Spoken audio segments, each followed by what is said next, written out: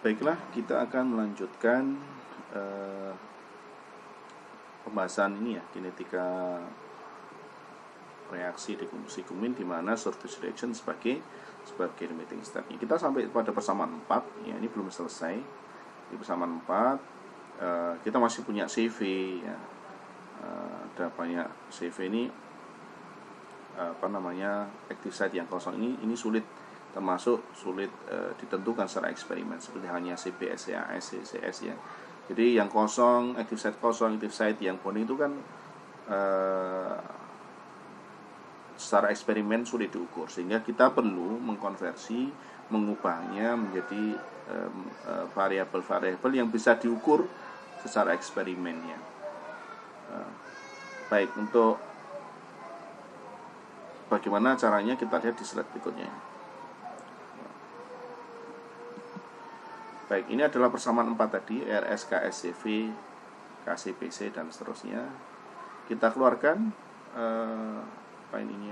KC-nya ya. KC-nya kita keluarkan sehingga kita punya KS, CV, KC, K besar ya. PC, min, PP, PP, tekanan benzen, propilen benzen, KB, KC ya. Nah, ini kan konstanta kesetimbangan semua ya. Ada konstanta benzen, konstanta kesetimbangan ada surface, ada kumin ya. Ini kemudian kita sederhanakan ya. Ini konstanta ini menjadi Kp ya. Dimana definisi Kp adalah KS KC per Kp ya. Sehingga kita peroleh KS, CV, KC, PC, min PP, PP per Kp ya, sama 5. Apakah ada kenapa kemudian Kp didefinisikan seperti ini? Kenapa tidak Kp per KS/KC ya? Untuk reaksi yang case-case yang lain mungkin kita punya punya simbol-simbol yang terserah saja yang mewakili konstanta semua. Ini kan konstanta semua ya. Konstanta ya. Tetapi untuk mekanisme untuk reaksi ini memang ada penjelasannya. Silakan kita lihat ya. Ada korelasinya sebenarnya ini antara Kp, KS, KC ini ya. Kita lihat. Ini untuk penjelasan tambahannya. Di reaksi adsorpsi kita punya persamaan KACV ini. Silahkan dicek di adsorpsi ya. Mekanisme adsorpsi. Saat setimbang maka kita akan RAD per KACV-nya akan sama dengan 0 ya. Ini kali PC dan seterusnya sama dengan 0, sehingga kita punya definisi PC kali per, ini kan ke sini ya, PC per PP per PP. Ini equilibrium saat setimbangnya. Itu akan sama dengan KP per KS/KC. Ya. Silakan dicermati biar tidak bingung ya. Ada KP per KS/KC sama dengan PC per. Sementara kalau kita melihat reaksi utamanya, jika ini setimbang, maka kita juga akan punya KP ini, karena ini gas ya, ini konstanta kesetimbangan dengan pressure, yaitu karena fasenya gas, kita akan punya produk pereaktan, yaitu tekanan parsial BE saat setimbang, benzen setimbang, propilen setimbang per reaktannya adalah CPCE ya, produk pereaktan. Nah, ada korelasi antara dua persamaan ini ya. Ini PCE, PPE, PPE, ini PPE, PPE, PCE, ini kan kebalikannya. Artinya KP ini bisa juga dinyatakan ini kebalikannya ini, berarti KS KC per KP. Nah, jadi seperti ini. Kalau silakan dipahami pelan-pelan ya. Silakan bisa, kalau syukur sudah langsung mengerti, kalau tidak diperhatikan persamaan ini ya. Ini berkebalikan. Ya. Artinya KP ini kebalikannya apa? KS KC per KP, begitu ya. Ini ada korelasinya dengan tadi itu ya. KS KC per KP. Tentu saja tidak semua reaksi seperti ini ya. Kebetulan saja ya. Kalau reaksi yang lain kita boleh saja mendefinisikan dengan konstanta baru, misalnya K-aksen misalnya, boleh juga ya. Baik. Kemudian kita lihat site balance-nya, neraca active site-nya. Totalnya, karena kita punya dua active site yang bonding, ada CPS, ada CCS. ya, ada CPS, ada CCS. Nah, ini ada persamaan 2, persamaan 3. Maka neraca totalnya active site-nya ya yang bonding dengan yang kosong. Yang bonding ada 2, CPS, CCS, yang kosong CV ya, persamaan 6. Nah, kemudian kita substitusikan persamaan 2 dan 3 tadi itu, CPS, CCS. CPS yang masuk ke sini, persamaan 2, CCS nya persamaan 3 masuk ke sini. Sehingga disederhanakan dicermati ya, kita punya persamaan 7 ini. Ya. CV-nya ini sama dengan CT per 1 plus KB, PP, dan seterusnya.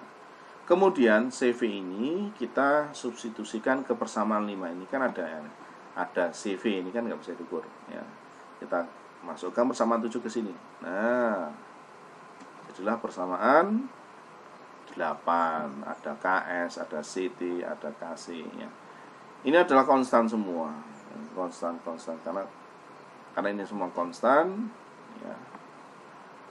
Konstan, sehingga kita bisa ya mendefinisikan baru ya, misalnya K kecil atau K aksen boleh ya, sama dengan ini KS, CT, KC, sehingga persamaannya menjadi K kecil kali PC, PP, PP per KP, dan seterusnya persamaan 8. Ya, silakan dicermati pelan-pelan, mudah-mudahan bisa mengikuti ya. Jadi persamaan 8 ini ya, persamaan 8 ini kan sama dengan yang tadi itu ya, persamaan 8 ini adalah persamaan akhir dari reaksi dekomposisi kumin, tapi surface reaction sebagai limiting step ya. Kemudian langkah berikutnya, apakah ini konsisten dengan data eksperimen? Maka kita perlu investigasi lebih lanjut. Bagaimana caranya? Ya, kita lihat, karena datanya itu kondisi awal ya, saat T sama dengan 0, ya, yang ada ketika mula-mula hanya reaktan dalam case ini ya, yaitu kumin. Benzen, propilennya belum ada, tekanan parsialnya masih 0, sehingga persamaan 8 menjadi ini PP-nya 0, ini juga PP-nya 0, sehingga menjadi persamaan 9.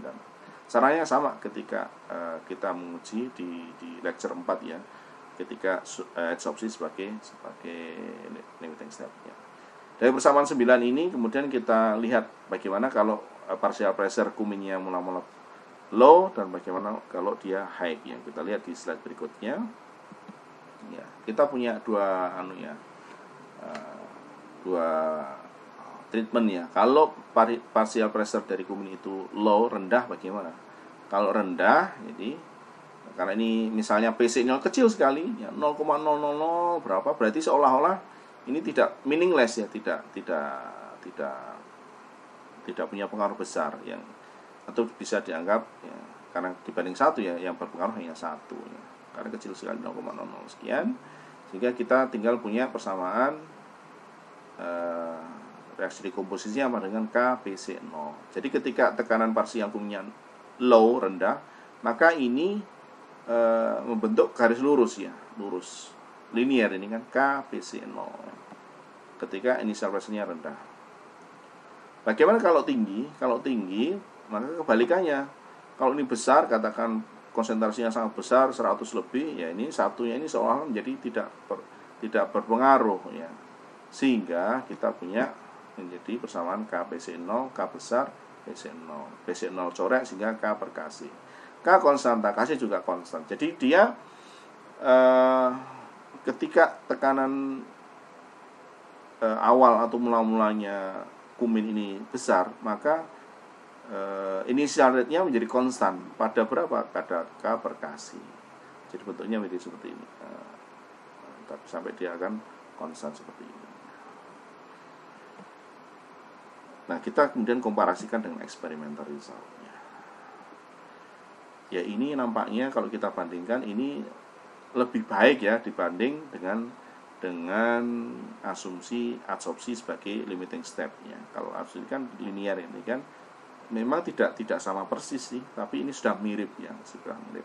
Sehingga kemudian asumsi ini bisa diterima.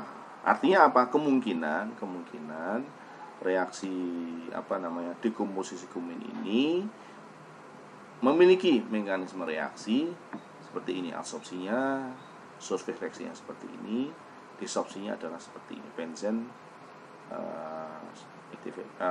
bonding dengan active site, kemudian di disopsinya dengan persamaan laju reaksinya adalah seperti ini ya, persamaan 8. Apa alasannya? Ya karena persamaan ini akan menghasilkan pola atau pola grafik data yang mirip identik dengan experimental result gitu.